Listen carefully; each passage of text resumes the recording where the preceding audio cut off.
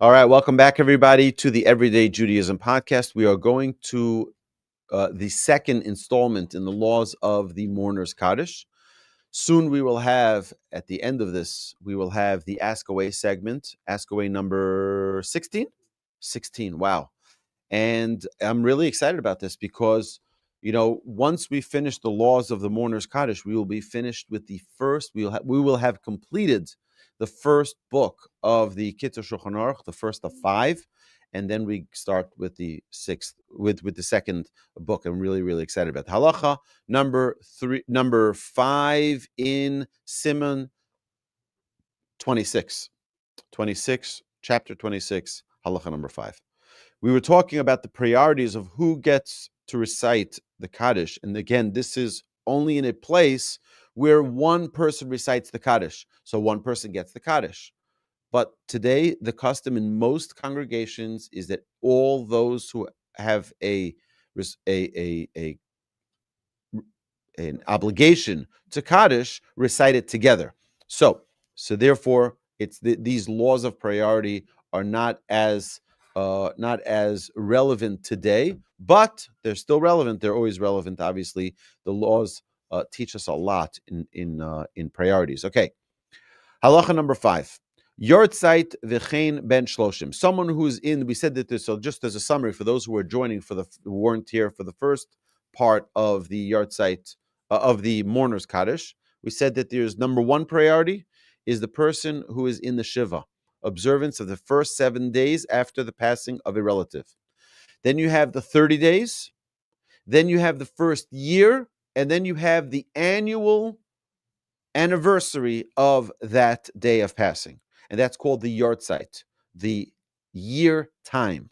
Okay, the yahrtzeit observer. So the yahrtzeit observer, as well as the mourner within the 30 days, kodmim l'shar avelim shehein b'soch hashana. They have precedence over mourners who are within the first year of bereavement.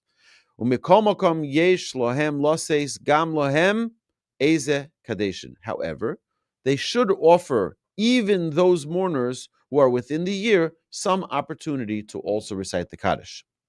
V'yesh linog. It should be instituted, therefore, shekadish l'rabbanan, that the rabbi's kaddish, v'gam kaddish shel achar aleinu, and the kaddish that follows the aleinu, which is the end of our prayer, at the end of our prayer, yula yahrtzeit o leben shloshim, should be reserved for the person who's commemorating the anniversary yahrtzeit, and those who are within the shloshim. Bishar hakadesh and l'shar avelim, and the remaining opportunities to recite Kaddish should be left to the other mourners who are within the year.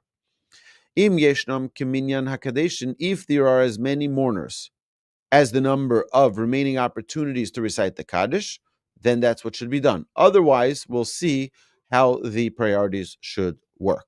Yahrtzeit v'chein uben shloshim, if there is a yahrtzeit observer, this is halacha number 6, there's a yahrtzeit observer and a 30-day, the one who's within the 30 days of mourning, and both would like to recite the Kaddish, where there is room for both to recite, ben shloshim kodem, the one who's within 30 days recites first, Kaddish, he takes precedence, ve'ein lahar yahrtzeit rak Kaddish echad, and the yahrtzeit observer gets 1 Kaddish.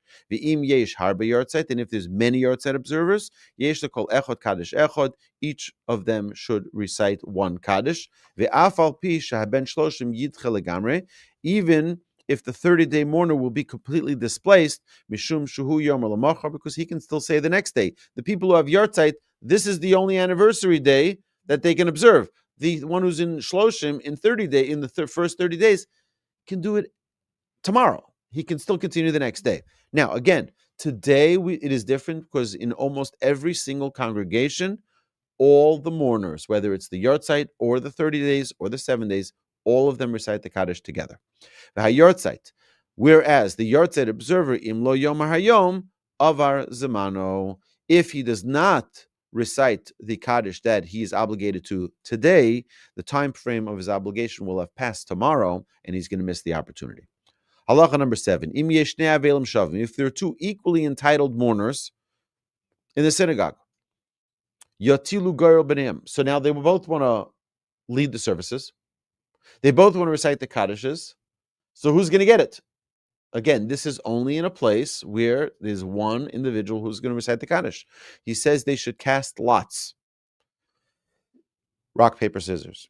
V'mi she'ala lo hagoro lomar arvis, and whoever had the privilege to get the Kaddish of Mariv, of the evening prayers, yesh l'sheni keneged zeh Kaddish echad v'shachris, then the other one gets for Shachris, because when does the day begin? At night. So whoever gets the night one, prays the night one, leads the service, gets the Kaddish, and for the Shachris, for the morning, the next one will get it. Below Gorol, without requiring a cast, because one will get the night, one will get the day, you split it up. Ve'ala Kaddish Ashlishi, and the third Kaddish, though, Yatilu Gorol, that third one for Mincha, who's going to get it? So that they should cast lots on.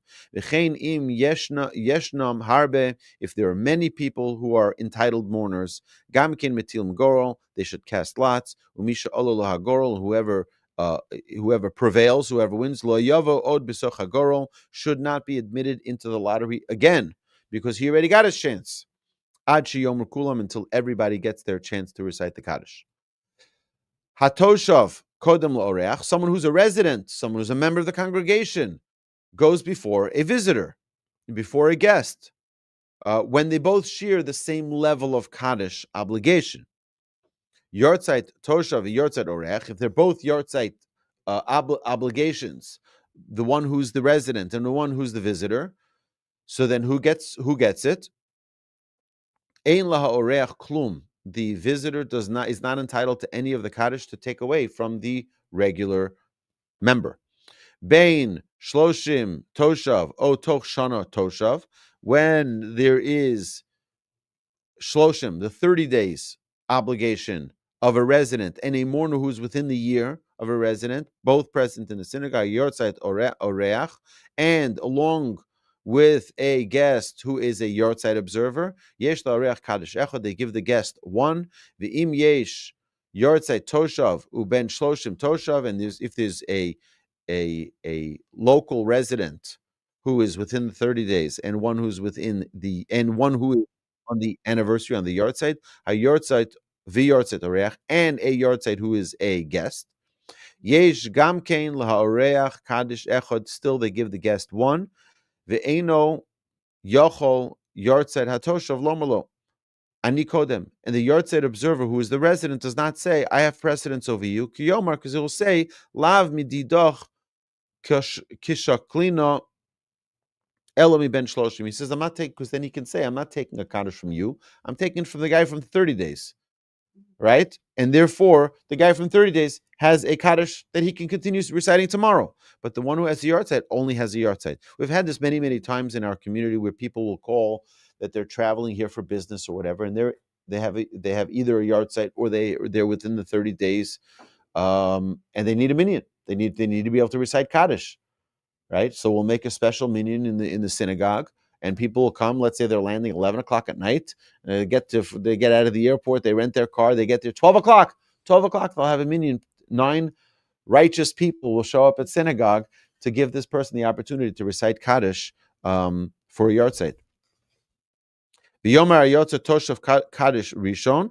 The person who is the resident should get the first Kaddish. V'yahrtzeit oreach Kaddisheni, and the yahrtzeit who is a visitor should get the second Kaddish. Uben shloshim Kaddish lishi, and the one who is in the shloshim, in the 30 days of mourning, should get the third Kaddish. Meaning he doesn't get the first one just because he is in the 30 days. Oreach ben shloshim, if a guest, if a mourner within shloshim is the guest, v'toshav toch shana, and the resident who's within the year, shavim, they have equal entitlement. And what do? You make the lot. Again, today this is really not applicable as much in most congregations because everyone recites Kaddish together. So it's not an individual, one person reciting the Kaddish, it's all of those who are obligated to recite it together. Yahrtzeit toshav, when a resident yahrtzeit observer, uben shloshim oreach, and a mourner of 30 days, who is a guest, are both present. Yomer Atoshav Kaddish Rishon, the resident should recite the first and second Kaddish. V'oreach Shlishi, and the guest should recite the third one. Oreach b'toch shana, a guest within the first year. Yeshlo Kaddish Echot, recites one Kaddish. B'toch Avelim Toshavim, among the resident mourners, b'toch shana, who are also within the year of mourning. Okay, so now he's going to talk about the parameters of who is considered a resident and who is considered a guest. So this is just an interesting discussion of like, what do you include as someone who's a visitor? Someone who comes every single week, is that a visitor? He doesn't live here. He lives in New Jersey, right? So he comes to visit Houston every week for business, Monday to Thursday. Is that considered a visitor? Well, maybe not. We'll see. We'll see what. Well, in the state of New York, they say you have to pay taxes in New York because you were here for more than 120 days, right? If you're there for more than 120 days, I think it is, you're no longer considered that you're a Florida resident because you were in New York for that amount of days in the year. That's the way it works. So in New York, that would not be the case, right? At least for tax purposes. Then you have city taxes, you have state taxes. Just come to Texas. Okay, halacha number 12. Toshav Nikr Inyan Zeh says, with regard to these laws, a person is considered a resident. Kol sheyesh lo kan diras keva, af al pi she'eno porea mas. He says he has a permanent home. If a person has a permanent home here in the town, even if he is not required to pay taxes because he's not here enough. So, for example, over here we don't have state taxes, so that's not relevant. But we have property taxes, but that you have all over the country, right? Imagine someone living in New York. They have an apartment in New York, and they're not obligated to pay taxes because they're not there for as many days of the year, but they own a property there and they're there. He says, so the halacha says that he's still considered a permanent resident there. Why? Because he has a permanent home there. Even if he's traveling and he goes around and he's not there consistently, he's still considered a resident. Oshu porea kan mas, afal pi she'eno darkan. Or if someone pays taxes in a place but doesn't live there consistently, still considered a resident. Umi shebalakan mimakom acher, someone who comes here from another location, from another locale, lomar kaddish achar aviv v'imo shahayu darkan. He doesn't live here, but his parents lived here. So the person he's saying Kaddish for lived here. So imagine someone actually had someone here this week, this Shabbos, whose father had recently passed away. His father lived in Houston before he passed away. He lived in Houston before he grew up and moved away. And now he came back, right? So he's considered now a resident because his father was here in Houston. Okay? What's that? It's yeah. Well, guess what? When you look at taxes and how they decide if you are a resident, if you're not, if you're homestead, not homestead, you know how that works, right? They're basing it, I think, on this. You'll see. Either way, no mortgage fraud here. That only in the federal government we can do, right? Only. Okay,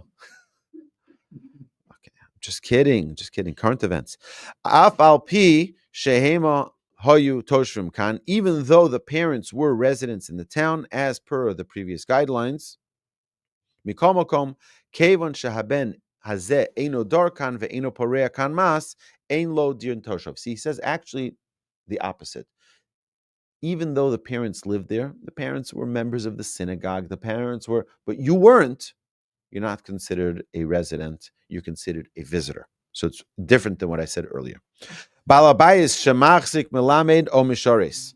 If a member of the community has retained a teacher, a tutor, or an attendant, im heim pnuyim, if they're unwed, nikraim kan toshav, they are considered a local resident, meaning they're still, for example, you have someone who's going away for college, right? So do you consider them being in UT in Austin to be their residence, or their home that they live in Houston to be their residence? Right? So they're going there for school, but it's a single guy, single girl. They still come back to Houston for family. So they're a resident here, even though they live in a different city most of the year. They're still considered Aval im yesh lahem noshim b'makom acher. But if their wife lives there, right, and they live in Austin, even if they come back here every once in a while to visit their parents, still it's not considered that Houston is their town. Hare hein kan ka'orchem, they are here as guests. V'halomid b'yeshiva, someone who's studying in yeshiva, in a local yeshiva. V'chein ha'malamed amuskor lekama balebatim, and similarly a tutor who is employed by several members of the community, afal pi sheyesh lehem noshim b'makom acher, even though they have their spouse in another city, dinom kan ketoshavim, they are considered residents in this town. Hamegadel yasom bebeso. Now another example, one who is raising an orphan in his house, afilu b'schar, even if he's getting compensated for it, im ein lo av velo aim, if this child has neither a father nor a mother, yesh lo kan din toshav, that child is considered a resident. He's not the one paying taxes. He's not there. He's just living in someone's house. He's a boarder, staying by someone. It's considered that he's a resident because he's there. Aval. Im yeshlo av o aim b'makom acher, but if he does have parents, he's boarding, but he does have parents. Not that his parents passed away, or right, he has parents living in California, and he's just boarding here. Afilu migadlo b'toras tzedakah, even if he's being raised locally as an act of charity, yeshlo din orech, he's still considered a guest. Okay. Now, Mish misbal beis hakneses over beis hamedrash tamid, someone who regularly prays at one synagogue or study hall. Im ba lomar Kaddish bebeis hakneses acheres, if he wishes to recite Kaddish in another synagogue, havelish b'sham yicholum lidchoso, the mourners of the regular synagogue that he's not a guest at can turn him away and say, "Listen, go to your synagogue, and over there you're a regular. Over here you're a guest." Even if he's within the 7 days, because his status is less than that of a guest, because he has a place that he prays in town. Because the guest doesn't have another place. You do. This one does have another place to pray, and therefore it is considered that he does have another place to pray, and therefore he's not even considered a guest there. Okay, so this, my dear friends, let's do... Are you confused yet? Completely. That's right. Say it in unison. You avoid all the problems. Okay, so we're going to stop here, and we're going to go to the Ask Away segment. My dear friends who are online, thank you so much for joining us. We are deeply grateful that you are with us. Please like and share these videos so that more people, the algorithms, can be tricked and more people can learn Torah with us. Have a magnificent day. Thank you so much. Have a great week. We're looking forward to seeing you at our next class.